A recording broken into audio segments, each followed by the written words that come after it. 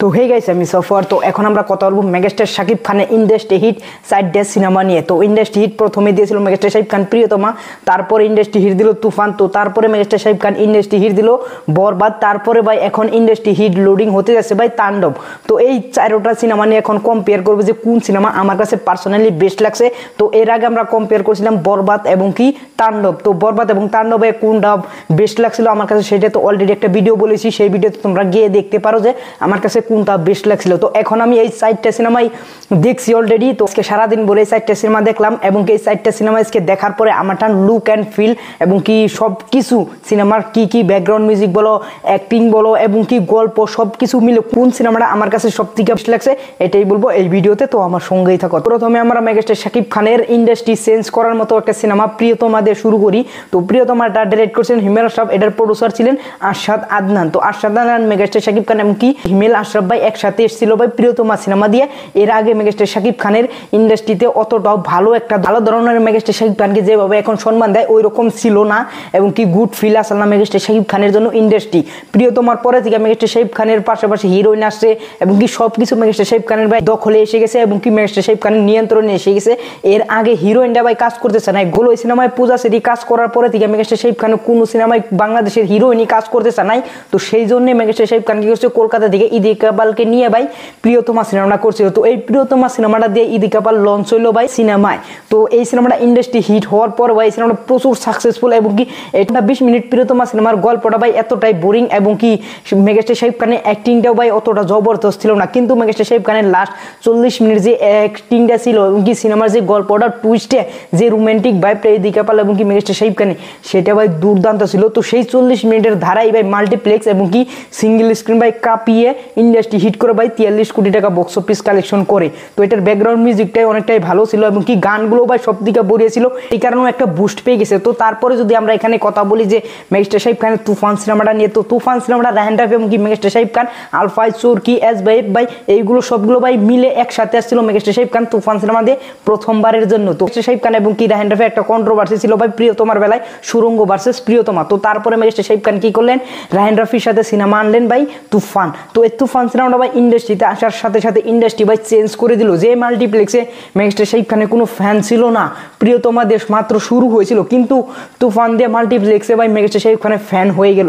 তো তুফান সিনেমাটার গল্প এখন যদি বলি তুফান সিনেমাটার গল্প কিরকম ছিল, তো তুফান সিনেমাটার একটা গল্প ছিল ভাই অনেক বড় একটা গ্যাংস্টার ছিল শাকিব খান।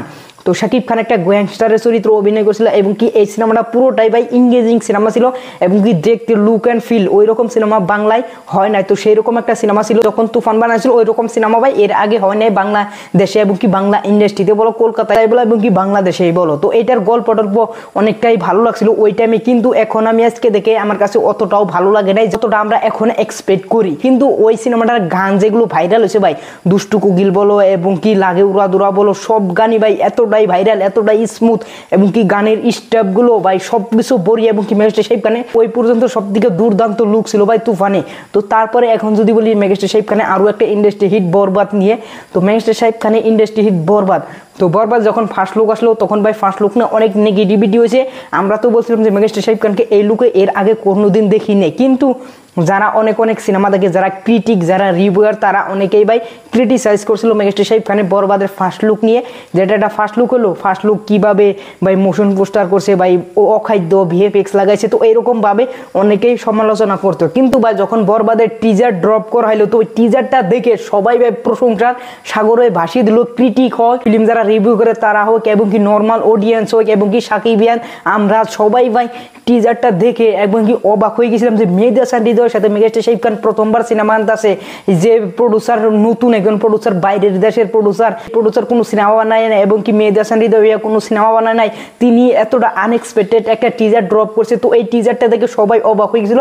ওই রকম টিজার কাট ভাই বাংলাদেশের কেউ করতে পারে না এবং কি বাংলাদেশে ওইরকম টিজার কাট হয় না। তুফানের টিজার কাটটা সব থেকে বেস্ট আছে, কিন্তু বরবাদের টিজার আবার আগ পর্যন্ত বরবাদের টিজার এসে ভাই সব রেকর্ড ভেঙে দিয়ে ভাই টিজারটা নাম্বার 1-এ চলে গেল এবং কি ওই টিজার থেকে যেগুলো ভাই ট্রেন্ডিং ভাই ভিডিও বানানো হয়েছে সেগুলো ভাই মারাত্মক, শর্টগুলো যেগুলো কাটা হয়েছে সেগুলো ভাই দেখলে ঘুষবাম এসে পড়ে। তো ওই টিজারটা ভাই দুর্দান্ত হয়েছিল। তো তারপরে টিজারে আসার পরে ভাই কিছু গান আসলো, তো গানগুলো অনেক অসাধারণ ছিল। গানের রোমান্টিক গানটা আমার কাছে বেশ থেকে ভালো লাগছে।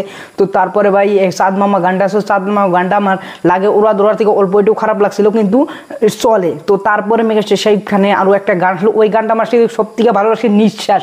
তো নিঃশ্বাস গানটা সব থেকে বড়িয়া গান ছিল বরবাদের মধ্যে। তো তারপরে বরবাদের টেলার নিয়ে আমরা আশা করলাম, বরবাদের টেলার আসলো না। তো তারপরে বরবাদের আসলো ভাই একটা সেকেন্ড লুক। তো এই সেকেন্ড লুক দিয়ে বরবাদ রিলিজ করে দেওয়া হলো। তো বরবাদ এখন যদি কথা বলি যে বরবাদ আমার কাছে কেমন লাগছে, বরবাদের ব্যাকগ্রাউন্ড মিউজিক বলো, বরবাদের এডিটিং বলো, বরবাদের সব কিছু বলো, এবং কি বরবাদের যে স্কেলে বানানো হয়েছে সব কিছু ভাই বড়িয়া হয়েছে এবং কি দুর্দান্ত হয়েছে এবং কি ফার্স্ট ক্লাস হয়েছে। তো এইরকম সিনেমা আমরা বাংলায় দেখিনি, সেরকম আমরা সিনেমা আছে। এবং কি এটার বাজেট ছিল ভাই 16,50,00,000 টাকা, 16.5 কোটি টাকা এই বরবাদ সিনেমাটার বাজেট। এবং কি এটা ভাই world wide box office collection করছে ভাই এই সিনেমাটা প্রায় 80 কোটি টাকার মতো।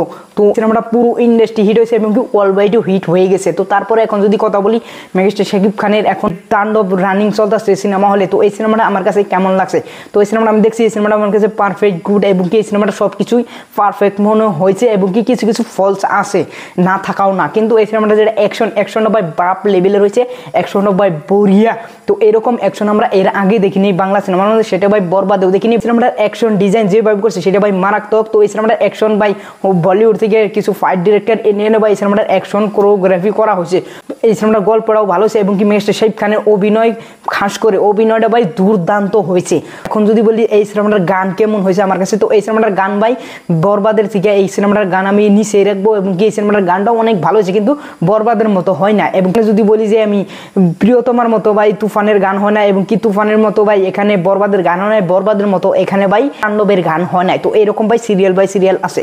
তো ওভারঅল এই সিনেমাটা আমার কাছে পারফেক্ট সিনেমা হয়েছে। আর এই সিনেমাটা দেখে ভাই আমি এনজয় করছি, যেভাবে বরবাদ দেখে এনজয় করছিলাম, যেভাবে বরবাদের সিন দেখে ঘুষ বামাই, তো সেই রকম আমার ঘুষ বাম এই সিনেমাটা দেখে আসে নাই। তো ওভারঅল এখন যদি আমি র্যাঙ্কিং করি যে কোন সিনেমাটা আমার কাছে পারফেক্ট এবং কি বেস্ট লাগছে, 1 নম্বর আমি রাখতে চাই। তো তলে থেকে আমি রেখে আসবো যে কোন সিনেমা আমার কাছে বেস্ট লাগছে। তো 4 নম্বর পজিশনে আমি এখানে রাখবো প্রিয়তমাকে, কারণ প্রিয়তমা ফুল মুভিটা যদি যেরকম লাস্টের 40 মিনিট হয়েছে ওই রকম হয়তো, তাহলে আমি 1 নম্বরে রাখতাম ভাই। তো এই সিনেমাটা আমি 4 নম্বরে রাখবো এবং কি 2 নম্বরে রাখবো আমি তুফানকে। তো তুফানের কেন 2 নম্বরে রাখলাম, তুফানের গানটা অনেকটাই ভালো হয়েছে এবং কি স্টোরিটা এই সিনেমাটা অনেকটা উইক, আউটডোরে কোনো শুটিং নেই এবং কি এটার যেটা কাহিনীটা ভাই অনেকটাই স্ট্রং না। তো সেই কারণে এই সিনেমাটাকে আমি 3 নম্বরে রাখবো এবং কি 2 নম্বরে রাখবো এখানে ভাই তাণ্ডবকে। কেন 2 নম্বরে রাখবো, তাণ্ডবের গান এবং কি তাণ্ডবের যেটা কাহিনী, এই কাহিনীটা বিল্ড আপ করতে করতে ফার্স্ট হাফ আমার কাছে অনেকটাই স্লো লেগেছে, সেকেন্ড হাফটা অনেকটাই বড়ি হয়েছে, কিন্তু ফার্স্ট হাফটা অনেকটাই স্লো লেগেছে। এবং কি মেগাস্টার শাকিব খানের যে এন্ট্রিটা হয়েছে মাস্ক খুলে, তো ওই এন্ট্রিটাও আমার কাছে অতটাও জমে নাই বরবাদের মতো। এখন তোমরা সবাই জানো যে বরবাদ ভাই 1 নম্বরে চলে এসেছে, আর বরবাদ 1 নম্বরে রাখার একটাই কারণ, বরবাদ দেখে দেখেই ভাই আমার ঘুষ বামে গেছে। আর বরবাদের মতো সিনেমা আমরা বাংলা ইন্ডাস্ট্রিতে আশা করি বাংলা ইন্ডাস্ট্রি চেঞ্জ করার মতো। তো ওভারঅল বরবাদ ভাই আমি 1 নম্বরে রাখবো। মেহেদী হাসান হৃদয় ভাইয়ের সাথে আবারও সামনের ঈদে সিনেমা আসতেছে, এটার জন্য ভাই আমি প্রচুর এক্সাইটেড। তুফান 2-র জন্য এক্সাইটেড এবং কি তাণ্ডব 2-র জন্য এক্সাইটেড। হিমেল আশরাফ কবে আসবে মেগাস্টার শাকিব খানের সাথে, সেটার জন্য আমরা আশা করে থাকবো। তো ওভারঅল 1 নম্বরে বরবাদ, 2 নম্বরে তাণ্ডব, 3 নম্বরে তুফান, 4 নম্বরে ভাই প্রিয়তমা। তো ওভারঅল এই সাইডটা সিনেমা আজকে আমি দেখে আমার র্যাঙ্কিং তো ভাই এটাই। তো এই র্যাঙ্কিং তোমাদের মতামতে, তোমাদের লিস্টে কোনটা কোন জায়গায় থাকবে সেটা অবশ্যই তোমরা নিচে কমেন্ট বক্সে বলে যাবে। আর আমার র্যাঙ্কিং এ যদি তোমাদের র্যাঙ্কিং হয় তাও অবশ্যই কমেন্ট বক্সে বলে যাবে যে ভাই আপনার র্যাঙ্কিংই আমাদের র্যাঙ্কিং। আর ওভারঅল এই ছিল এই 4টা সিনেমা নিয়ে আমার কম্পেয়ার এবং কি আমার র্যাঙ্কিং। তো ওভারঅল এগুলো তোমাদের কাছে ভালো লাগে অবশ্যই লাইক করবে। পরবর্তী ভিডিওতে দেখা হচ্ছে। Thanks for watching, by.